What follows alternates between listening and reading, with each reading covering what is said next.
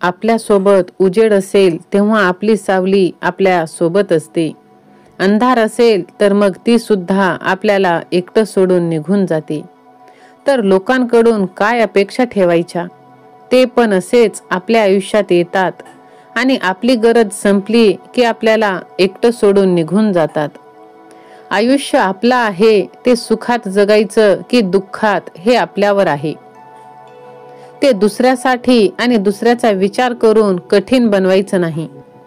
वेळेनुसार माणसं बदलतात आणि आपल्याला दुःखामध्ये पाडून जातात, पण आपण या गोष्टींचा विचार नाही करायचा. पुढे याच्याहून चांगले दिवस येणार. जे गेले ते गेले याने स्वतःला नाही त्रास करून घ्यायचा. जसं आहे तसं जीवन जगत राहायचं. नाही भेटत असं सुंदर जीवन पुन्हा पुन्हा. भेटलंय तर हसत हसत नेहमी ते जगायचं. कुणी कुणाचं नाहीये या स्वार्थी जगात. जे सोबत असतात ते फक्त आपले असतात, बाकी सर्व स्वार्थासाठी येतात आणि स्वार्थ साधला की आपल्या आयुष्यातून निघून जातात. दिगंबरा दिगंबरा श्रीपाद वल्लभ दिगंबरा. मित्रांनो, जे आहे त्याची कदर करा, जे गेले त्यांना सोडून द्या. आयुष्य हे खूप छान आहे, फक्त आपण आनंदाने जगलं पाहिजे. कारण कितीही झालं तरी जास्त विश्वास ठेवला की तिथे होतो विश्वासघात. मित्रांनो, जेव्हा पाऊस सुरू होतो तेव्हा सर्व पक्षी घरट्यात आसरा घेतात. गरुड मात्र पावसापासून बचाव करण्यासाठी ढगांवरून उंच उडतो. आयुष्य कधीही तुम्हाला अपयशी होऊ देत नाही. त्यामुळे हार मानू नका. कारण FAIL फेल या शब्दाचा अर्थ फर्स्ट अटेम्प्ट इन लर्निंग असा होत असतो. स्वप्न ती नसतात जी आपण झोपेत पाहतो. स्वप्ने ती असतात जी आपल्याला झोपू देत नाही. दिगंबरा दिगंबरा श्रीपाद वल्लभ दिगंबरा. आयुष्यात कोणत्याही कारणास्तव हार मानू नका आणि समस्या कधीही आपला पराभव करू शकत नाही. या जगात एखाद्याला पराभूत करणे खूप सोपे, पण एखाद्याला जिंकणे तितकेच कठीण आहे. वाट पाहणाऱ्यांना फक्त तेवढंच मिळते जेवढे प्रयत्न करणारे सोडून देत असतात. मित्रांनो, पहिल्यांदा जिंकल्यावर आपण आराम करू नये. जर आपण दुसऱ्यांदा हरलो तर लोक म्हणतील की पहिला विजय आपल्याला मिळाला तो फुकटचा होता. तुम्हाला सूर्यासारखे चमकायचे असेल तर आधी सूर्यासारखे जळत राहा. जळत राहा म्हणजे दुसऱ्यावरती जळणं नाही.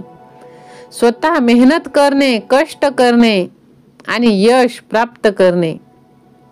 तुम्ही कोणत्या दिशेने जात आहात हे जाणून घ्या. जगातील सर्वात मोठी गोष्ट म्हणजे आपण कुठे उभे आहोत, आपण कोणत्या दिशेने जात आहोत हे समजणं.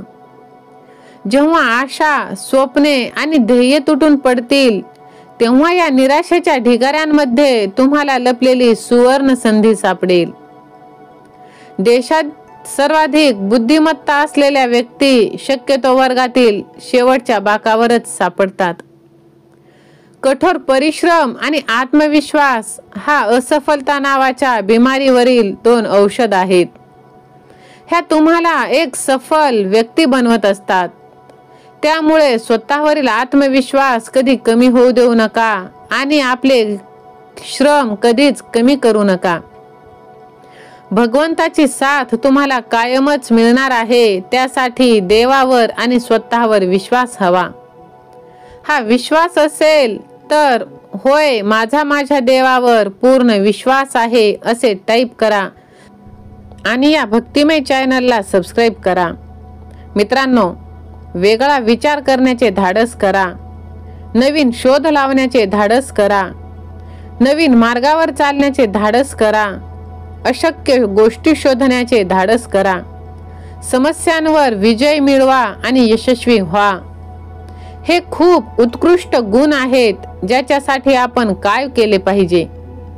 संकुचित ध्येय बाळगू नका. दूर विचारदृष्टी समोर ठेवून परिश्रम करा. नक्कीच तुम्ही यशस्वी व्हाल. आपल्या सगळ्यांकडे सारखेच टॅलेंट नसते आणि ते असणे आवश्यक सुद्धा नाही. पण आपल्या सगळ्यांकडे ते टॅलेंट जोपासून त्याला वाढवण्याची संधी मात्र सारख्याच असतात. लक्ष लहान ठेवणे गुन्हा आहे. महान उद्दिष्टे असली पाहिजे. आयुष्य खडतर आहे, त्याची सवय करून घ्या. जीवन एक कठीण खेळ आहे. आपण केवळ एक व्यक्ती होण्यासाठी आपला जन्मसिद्ध हक्क टिकवून ठेवून जिंकू शकता. संयम हा यश मिळविण्यासाठी लागणारा सर्वात मोठा घटक आहे मित्रांनो. त्यासाठी संयम ठेवा, विश्वास ठेवा. स्वप्न ती नाहीत जी तुम्ही झोपेत पाहता. स्वप्न ती आहेत जी तुम्हाला सतत जाग ठेवत असते. जर यशस्वी व्हायचं असेल तर स्वयंशिस्त असणं आवश्यक. मित्रांनो, यशस्वी होण्याची उर्मी तुमच्यात असेल तर पराभव तुमच्या वाऱ्यालाही उभा राहणार नाही. आयुष्यात कितीही चढ उतार आले तरी तुमच्या विचारशक्तीच्या जोरावर त्यांच्याशी 2 हात करण्याची तयारी ठेवा. तुमच्यावर येणाऱ्या कठीण प्रसंगाच्या मदतीनंच तुमचं आत्मबळ वाढवा आणि त्या प्रसंगानंच तुमच्या यशाचा साथीदार बनवा. जीवनात कठीण वेळ येणे महत्त्वाचे आहे. ते यशाचे फळ चाखण्यासाठी आवश्यक आहे. विज्ञान ही मानवतेला मिळालेली एक सुंदर देणगी आहे. ती आपण खराब करू नका. कोणाला हरवणं खूप कठीण आहे, पण कोणाला जिंकणं त्याहून कठीण. यशस्वी लोकांच्या कथा वाचू नका. वाचायच्याच असतील तर अपयशी लोकांच्या कथा वाचा. त्यामधून तुम्हाला यशस्वी होण्याच्या कल्पना नक्कीच मिळतील. स्वप्नाचं रूपांतर विचारात होतं आणि विचार कृतीमध्ये बदलतात. आपल्या पहिल्या विजयानंतर कधीच थांबायचं नाही, कारण लोक म्हणतील ह्याचा फक्त नशीब बदललं होतं, बाकी काही नाही, तो एक योगायोग होतं. जर तुम्ही स्वप्न पाहू शकता तर त्याला पूर्ण देखील तुम्ही करू शकता.